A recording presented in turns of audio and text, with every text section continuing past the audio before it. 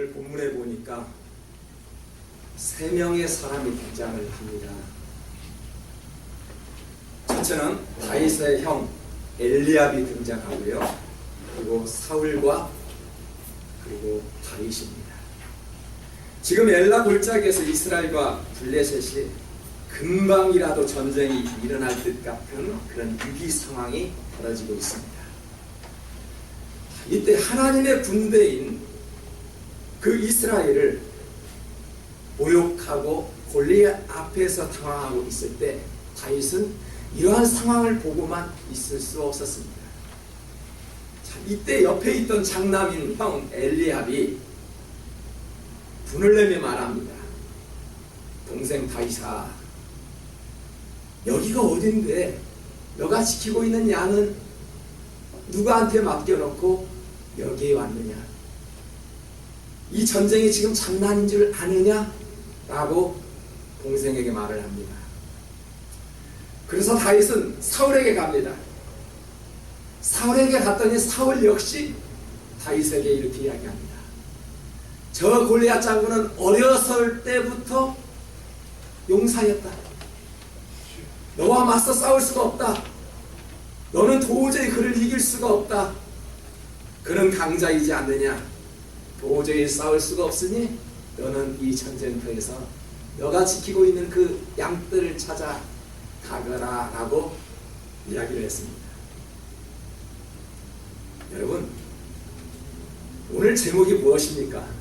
예수님의 팬입니까? 아니면 제자입니까? 라고 물어봤어요. 팬과 선수는 다릅니다. 지금 인천에서는 아시안게임이 이제 막 끝나갈 무렵이지요. 아마 한국 시간으로 이제 오늘 아마 끝날 것입니다. 저는 브라운관을 통해서 보여주는 스포츠는 좋아하지 않습니다. 제가 직접 운동을 하고요. 직접 라운드에서 땀을 흘리면서 뛰는 그런 스포츠를 좋아합니다. 그래서 저는 운동선수 누구를 좋아해서 팬이 없습니다. 잘생긴 연예인들을 보고 존경하는 그런 팬도 없습니다. 사실 팬은요, 선수의 입장으로 볼 때 내가 누구인지 알아주질 못하죠. 여러분, 지금 야구 경기를 하고 있는 것 같은데 류현진 선수가 저를 알아볼 수 있을까요? 그 유능한 선수가. 저는 류현진 선수의 팬은 아니지만 설령 내가 팬일지라도 류현진 선수가 저를 알아주지도 않고요, 누군지도 모를 것입니다. 하지만 저는 그 팬을 그저 존경하고 좋아합니다. 이것은 분명 팬입니다. 하지만 선수는 직접 라운드에서 뛰는 사람이 선수이지요. 땀을 흘리면서 열심히 뛰는 사람을 우리는 팬이 아니라 선수라고 이야기를 합니다. 우리는 그러한 선수가 되기 위해서는 어떻게 합니까? 먼저 그 팀에 들어가야 되죠. 그 팀에 들어가 동료들과 함께 땀을 흘려야 되지 않습니까? 훈련도 받아야 합니다. 이때 팀을 위해서 자기 몸을 아끼지 않고 헌신을 다하여 생명을 다하고요, 목숨을 다하여 그 팀을 위해서 땀을 흘려야 하는 것입니다. 여러분, 누군가의 팬이 되고 싶은가요? 아니면은 선수가 되고 싶습니까? 이런 사람은 팬입니다. 양을 지키지 않고 누구한테 맡기고 왔느냐?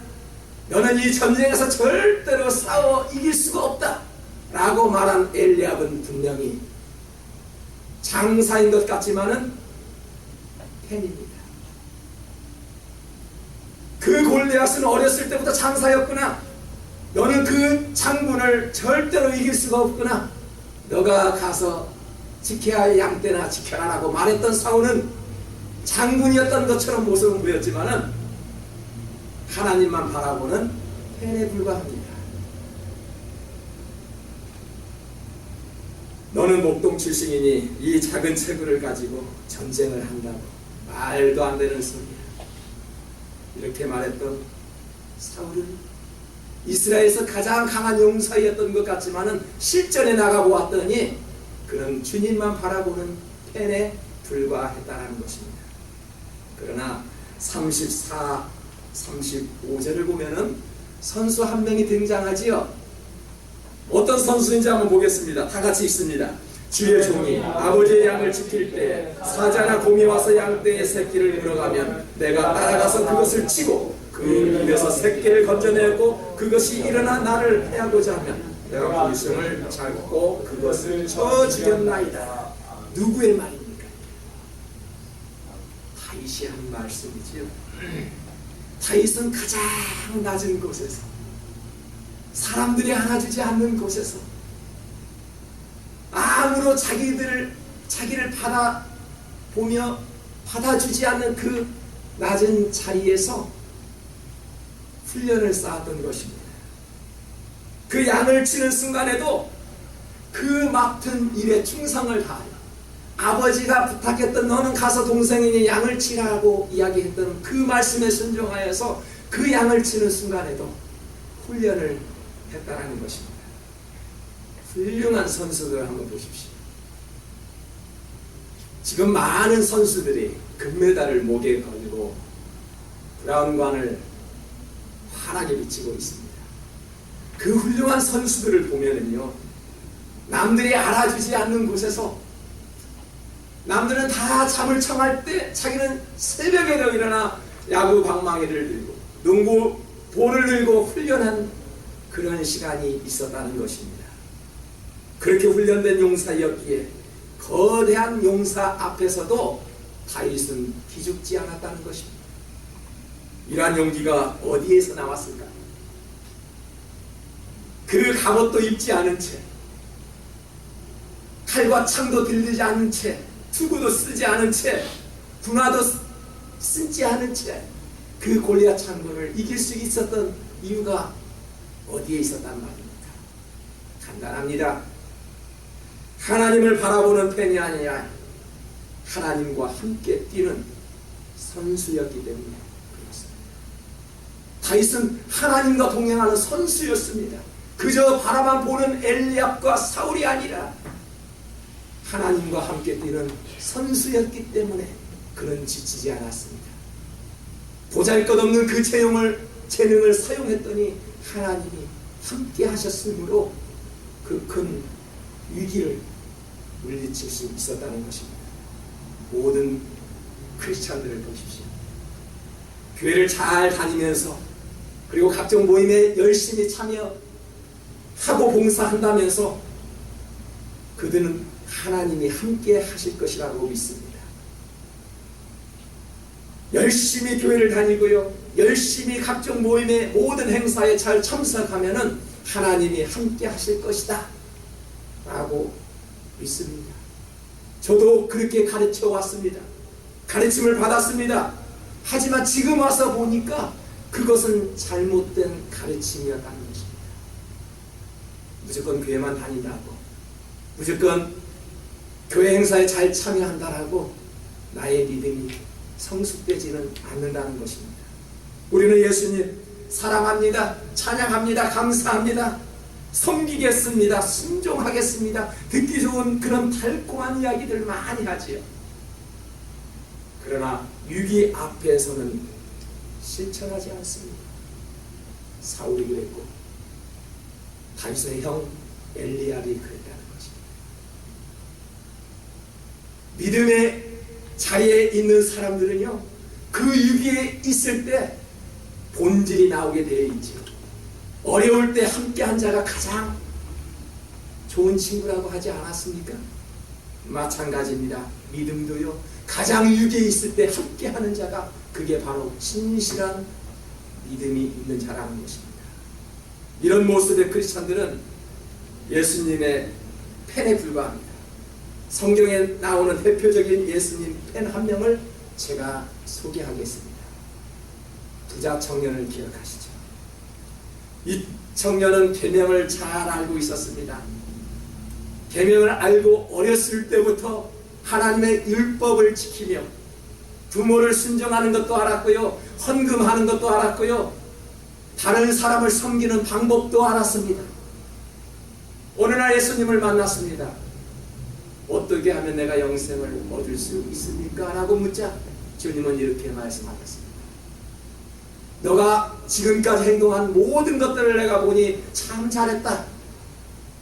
그런데 너가 가지고 있는 그 소유, 그 재산을 버리고 나를 따르지 않을래라고 물을 때 그 부자 청년은 그만 주님을 등 돌리며 되돌아가 버렸습니다. 예수님을 잘 따랐다고 하는 청년의 모습을 한번 우리가 생각해 보십시오. 마가복음 10장 22절입니다. 다 같이 한번 읽을게요. 그 사람은 재물이 많은 고로 이 말씀으로 인하여 슬픈 기색을 띠고 근심하며 가니라 라고 말씀합니까? 가지고 있는 그것을 내놓으라고 하니까 등 들고 가버렸대요. 저는 이것을 꼭 재물이라고 생각은 하지 않아요. 꼭 물질, 돈이라고 생각하지 않습니다. 하나님은 그렇게 돈을 원하실까요? 너가 가지고 있는 그 재물이 무엇입니까? 여러분이 가지고 있는 그 재물이 무엇입니까? 가장 소중한 것을 주님은 말씀하신 것입니다. 여러분이 가지고 있는 가장 소중한 것이 무엇일까요? 돈이 될 수도 있겠지만 시간입니까? 시간을 먼저 주님께 드리래요. 무엇입니까? 자기 몸입니까? 나의 몸을 사랑하는 부모님을 찾아갈 수도 있겠지요. 주일이 되면은, 휴일이 되면은 부모님을 찾아갈 수도 있습니다. 그렇지만은 나의 몸을 가장 먼저 하나님께 드리고 살아계신 부모님께 드린다는 것, 하나님께서도 기뻐 받으실 줄 믿습니다. 우리에게 하나님이 요구하시는 것이 바로 그거라는 것입니다. 꼭 물질인 것이 아니라 너가 최고로 여기는 것, 그 최고의 것을 마음속에 담지 말고 나에게 한번 드려보지 않을래라고 지금 물으신다는 것입니다. 그것조차도 드릴 때 이 사람은 선수라는 것입니다. 그저 바라만 보는 그런 예수 그리스도의 팬이 아니라 함께 동행하는 선수가 될 수 있다는 것입니다. 이 부자 청년은 겉으로 보기에는 함께 뛰는 선수였습니다. 하지만 실제적으로 마음을 열어보니까 주님을 그저 바라보는 팬에 불과했다는 것입니다. 이러한 신앙은요, 예수라는 팬클럽에 가입한 것에 불과하죠. 여러분, 우리 그렇게 신앙생활 하지 말자. 어느 YMCA에 문화센터에 등록을 하면서 무슨 클럽에 가입했던 것처럼 교회 또한 등록을 했다. 등록을 했으니 하나님의 자녀라? 그렇지 않다는 것입니다. 팬클럽은 불만족스러우면 얼마든지 탈퇴할 수 있습니다. 그러나 예수님의 제자인 선수들을 보십시오. 어떤 상황에도 굴복하지 않습니다. 하나님을 욕보게 하는 그 자리에서 정의가 불타오르죠. 그래서 살아도 예수 그리스도에 살고 죽어도 예수 그리스도 안에서 죽는다는 정신이 나오는 것입니다. 저는 다니엘을 좋아합니다. 느부갓네살이 세운 금신상에서 절대로 절하지 않겠다고 했습니다. 절하지 않는 다니엘을 보고 그러면은 내가 풀무불에 던지기다. 다니엘이 하는 말이 던지거든 우리 하나님께서 나를 건져내 줄 것이다. 설령 그렇지 아니하실지라도 나는 금신상에 절하지 않겠다. 얼마나 배짱 좋은 믿음의 사람입니까? 우리는 이러한 배짱을 가져야 합니다. 죽음 앞에서도 이러한 배짱이 있을 때 하나님께서 함께 하신다는 것이죠. 이런 앞에서도 함께 동행한다는 마음을 가질 때 우리는 진정한 예수 그리스도의 제자가 될 수 있다는 것입니다. 여러분, 하나님과 함께 뛰는 선수입니까? 아니면 그저 바라보는 팬에 불과합니까? 선수는 실력이 부족할 수도 있지요.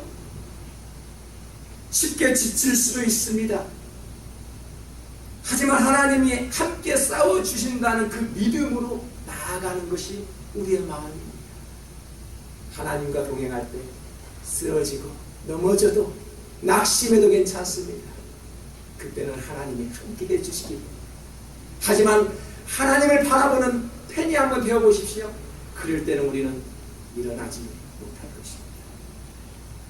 오늘날 세계 인구의 30%가 하나님을 믿고 우리가 살고 있는 이 땅의 80%가 예수 그리스도를 믿는다고 하지만 예수님을 따르는 참된 선수는 부족하다는 것입니다. 오늘날 주님이 이끄는 무대 위에 우리가 관중석에서 앉아 바라보는 그런 팬이 아니라 주님과 함께 무대 위에서 함께 동참할 수 있는 저와 여러분이 되시기를 주님의 이름으로 간절히 축복합니다.